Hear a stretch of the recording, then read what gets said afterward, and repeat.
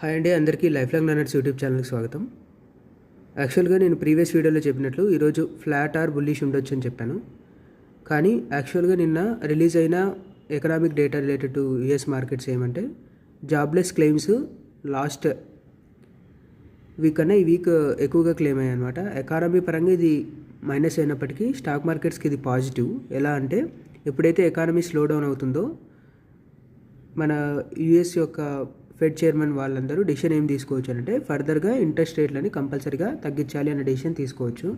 So ఈ decision stock మార్కెట్స్కి positive. So already ఇచ్చిన నా వర్షన్ని కొద్దిగా చేంజ్ చేసుకుంటూ ఈరోజు కూడా మార్కెట్స్ పాజిటివ్లోనే ఉండబోతున్నాయి.